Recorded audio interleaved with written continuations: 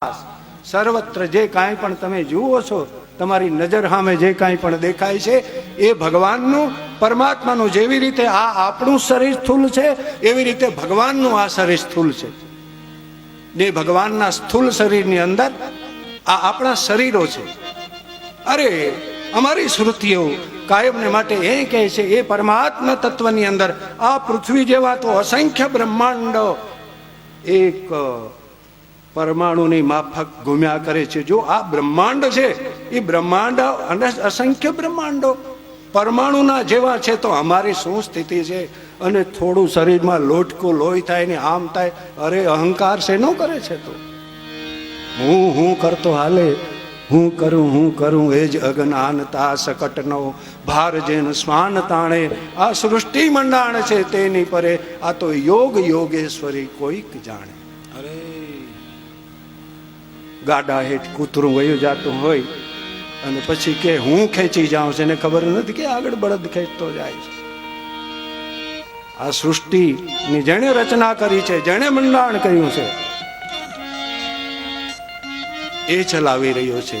તારી શું તાકાત છે? તું એક અણુ છે સમષ્ટિની અંદર, બ્રહ્માંડની અંદર તારું કોઈ સ્થાન નથી. પૃથ્વી જેવા બ્રહ્માંડો પરમાણુની માફક ઘૂમે છે, એમાં ફરતા રહીએ છે ચક્ર. એની તાકાતથી, એની સત્તાથી, એના હુકમથી. જીવ અભિમાન કરે ખોટું, હું તું શું છે ભાઈ? તારું હું ક્યારે ધૂળમાં મળી જશે કઈ ખબર નહીં પડે. મદાન થામાં અહંકારમાં તું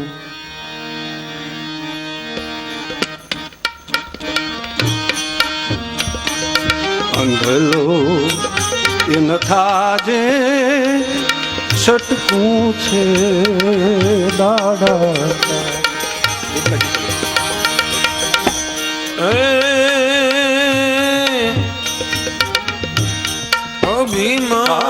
અભિમાનમાં તું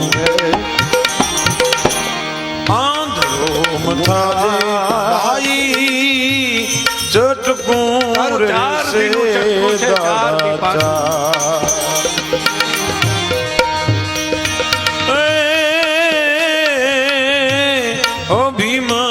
અભિમાનમાં તું આંધળો મથાઈ ચટકું રહેશે દાડા.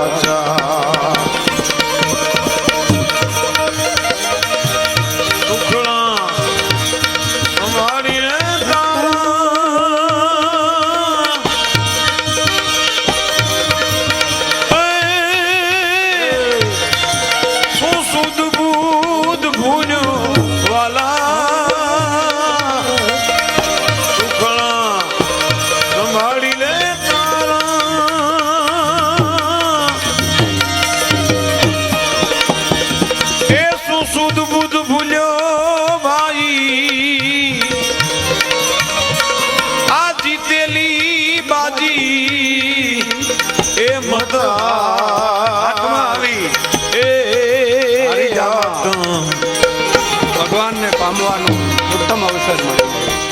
આતમ તારો સાહિબો સંભાળી, સાહિબો સંભાળીને તારો એ આ મન ખો નહીં આવે વારંવાર. રે આતમ સાહિબો સંભાળી લે, સાહિબો સંભાળી. પરમાત્માનું આ વિરાટ તમારી આંખે દેખાય એ પરમાત્માનું સ્થૂલ શરીર છે. શરીરો ત્રણ છે, સ્થૂલ શરીર, સૂક્ષ્મ શરીર અને સૂક્ષ્મ શરીર ને સ્થૂલ શરીરમાંથી જેની ઉત્પત્તિ જેમાંથી થાય છે એને કારણ શરીર કહેવાય છે.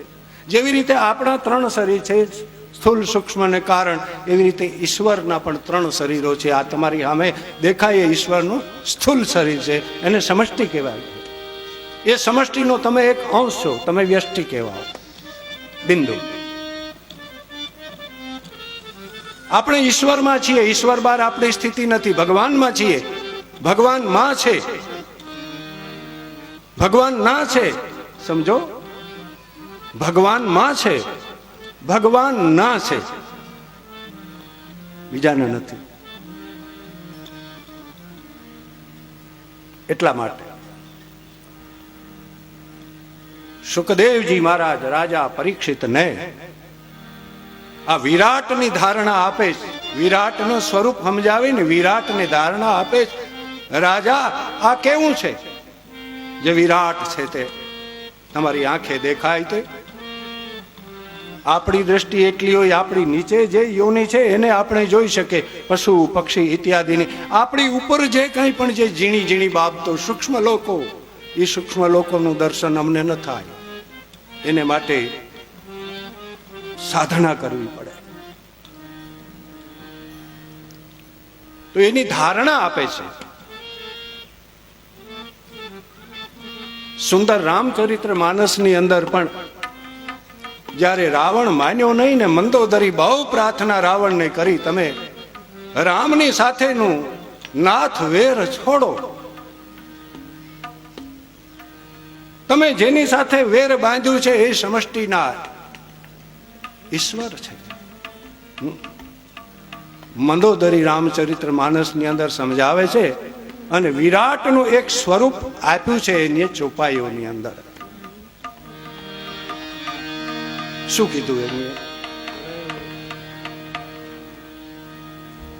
પદ પતાલ શીશ યજધામા,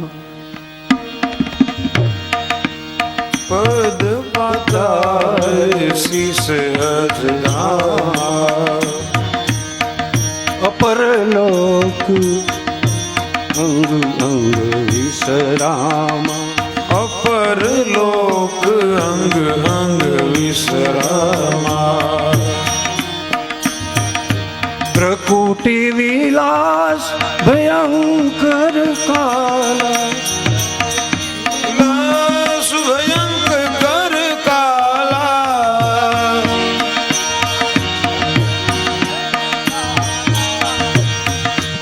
પ્રકૃતિ વિલાસ ભયંકર કાલા, નયન દિવાકર કચ્છ ધનમાલા,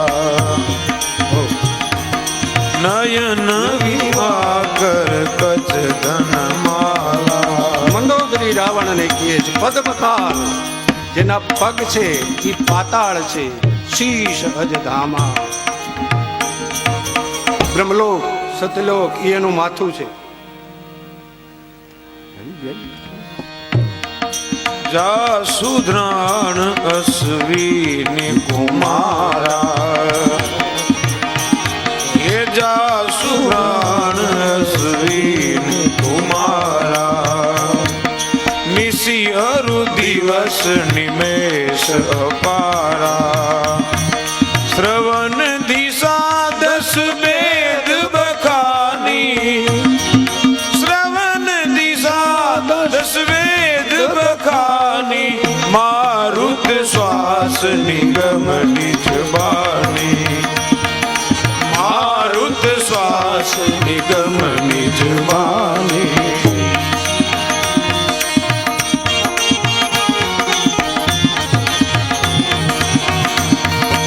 અધર લોભ જમ દસન કરાલા, અધર લોભ જમ દસન કરાલા, માયાસ બાહુ દિગપાલા, માયાસ બાહુ દિગપાલા, આનન અનલ અંબુપતિ જીવા, આનન અનલ અંબુપત જીવા, ઉત્પત્તિ પાલન પ્રલય હમિયા, ઉત્પત્તિ પાલન પ્રલય સમિયા. અરે રોમ રાજ્ય અષ્ટાદશ ભારા, રોમ રાજ્ય એકાદશ અસ્થિ શૈલ સરિતા નિસજારા અસ્થિ શૈલ સરિતા નિસજારા ઉદર ઉદીધિ અદગો જાતના ઉદર ઉદીધિ ઉદગો જાતના જગમય પ્રભુ કા બહુત કલ્પના જગમય પ્રભુ કા બહુ કલ્પના અહંકાર શિવ બુદ્ધિ અજ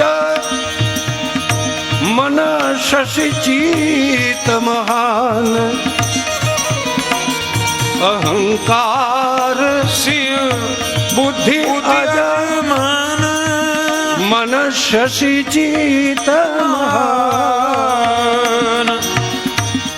મનુજ બાસ સચરાચર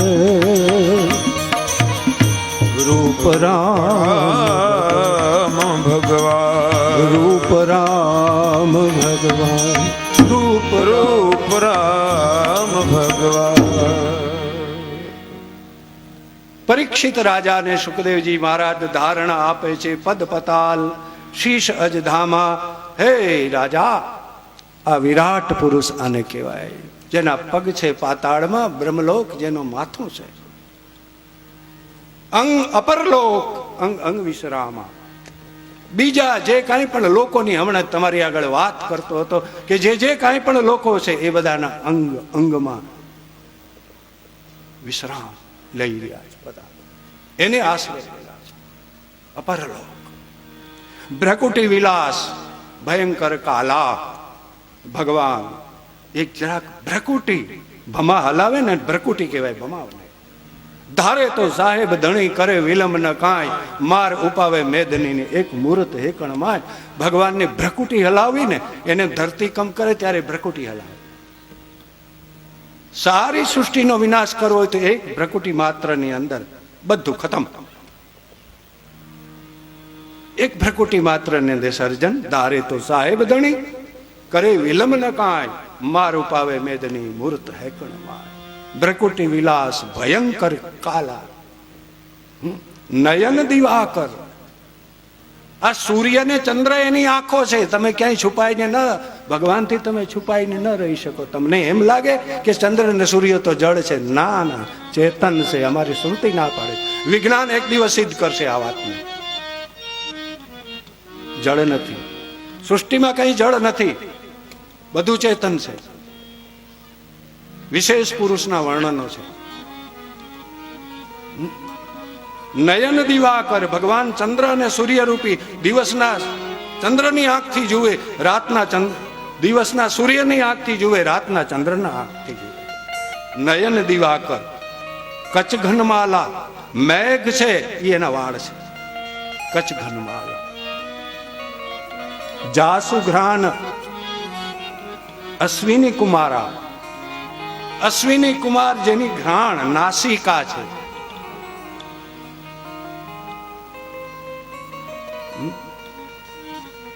જાસુ ઘ્રાન અશ્વિની કુમારા દિશી અરુ નિમિષ નિશી અરુ દિવસ નિમિષ અપારા રાત ને દિવસ જે પડે છે ને એ ભગવાન મટકા મારે છે આપણે આંખોના મટકા મારીએ ને એના નિમિષો છે બધા આંખના મટકા મારવા છે પરંતુ મહાકાલનું વર્ણન તો એમ છે કાયમને માટે મહાકાલનું તો વર્ણન એ કર્યું છે કે સૃષ્ટિની ઉત્પત્તિ સમયે ભગવાન આંખ ખોલે અને જેટલો સમય આંખ ખુલ્લી રહે એટલો સમય સૃષ્ટિ રહે અને જ્યારે આંખ બંધ કરે ત્યારે પ્રલય થાય એક વખત ઉગાડવું સ્થિર રાખવી બંધ કરવી બસ આવા ભગવાન નિમિષ અપારા શ્રવણ દિશા દસે દિશાઓમાં એના કાન છે તમે જે બોલો એ સાંભળે છે તમારા બધાના કાન દસે દિશા કાન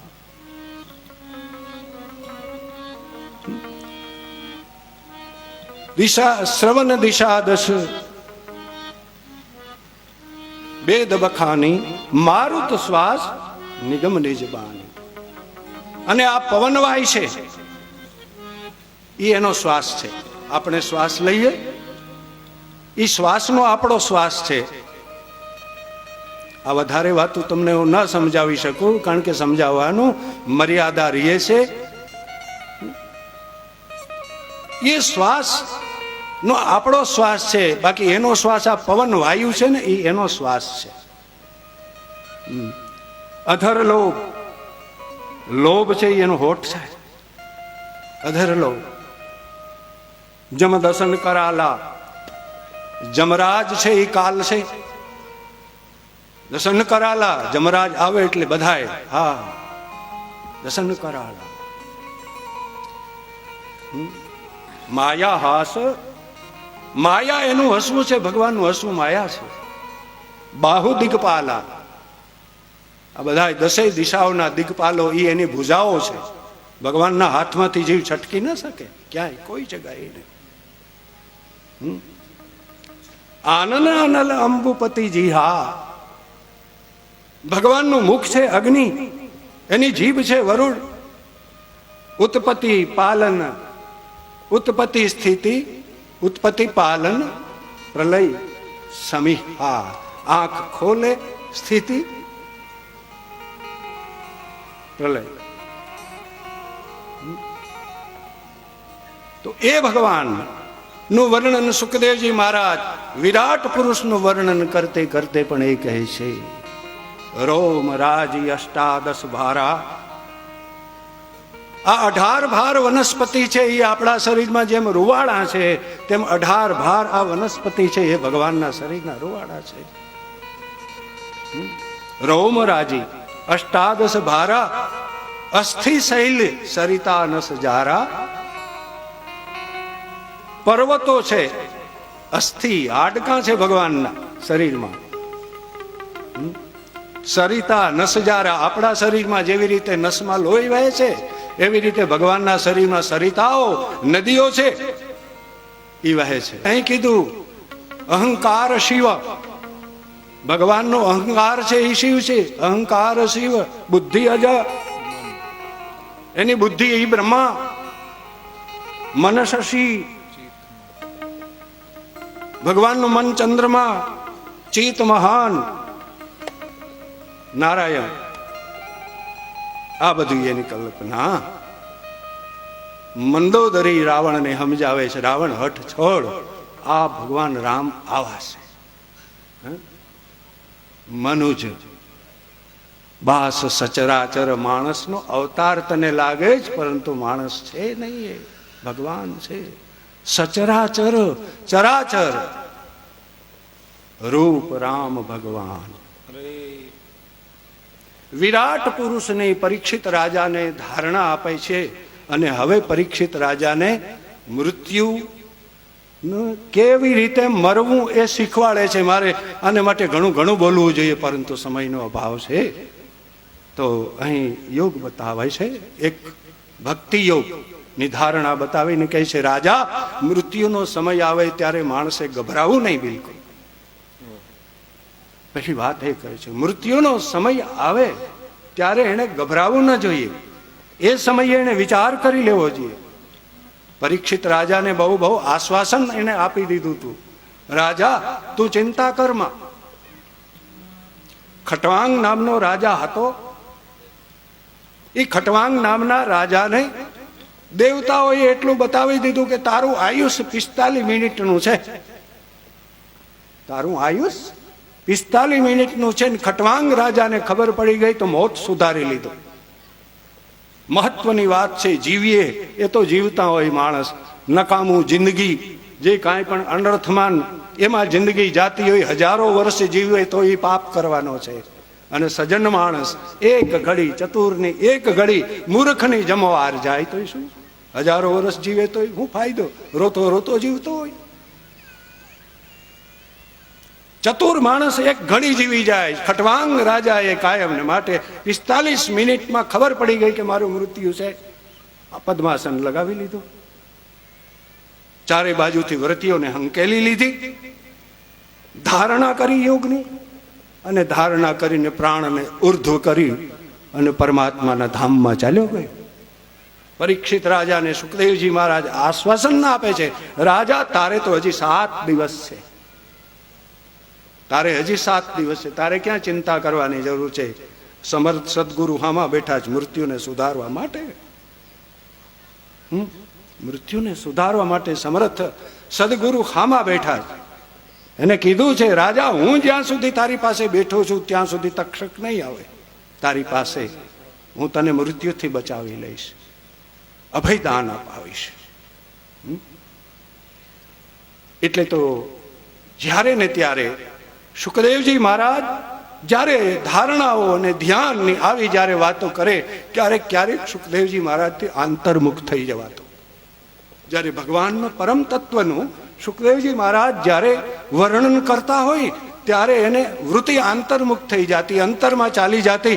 ફરી પાછો એને પરીક્ષિત યાદ આવતો, અરે મને જો સમાધિ થઈ જશે, મને જો સમાધિ થઈ જશે તો મેં પરીક્ષિતને વચન આપ્યું છે કે તારો હું ઉદ્ધાર કરીશ, તને અભયપદ આપીશ. તો પરીક્ષિતનું શું થશે? ફરી વ્યુત્થાન દશામાં બળજબરીથી આવતા હતા.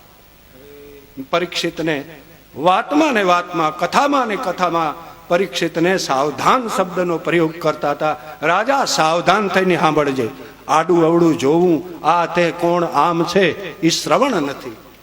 શ્રવણનું આ ફલ બતાવે છે. રાજા પરીક્ષિતે કાંઈ પણ કર્યું નથી, કોઈ સાધન નથી, એને કોઈ આસનો કર્યા નથી, પ્રાણાયામ કર્યા, સમય પણ નહોતો એને એવું કોઈ સાધન કરવાનું. અમારું ભાગવત શાસ્ત્ર કાયમને માટેનું આ એવું છે કે 7 દિવસની અંદર મુક્તિ અપાવે, અને એ પણ માત્ર શ્રવણથી, કંઈ નહીં કરવાનું, માત્ર શ્રવણથી. અને જ્યારે એ આ જગતનો બાધ અનુભવે તો જ સંભવ છે. જગત સાચું હોય તો સંભવ નથી. એક માણસ બીડીની આદત પડી હોય કે આવી ખોટી આદતો માણસને, જુગારની, દારૂની આવી આદતો પડે છે, એ આદતો છોડવામાં માણસની જિંદગી જાતી હોય અને છોડી ન શકતો હોય તો જગત સાચું હોય, રજોગુણ તમોગુણ જેવી વસ્તુઓ હોય, કામ ક્રોધ લોભ મોહ જેવી વસ્તુઓ હોય, અને ક્યારે માણસ છોડી શકે? આખી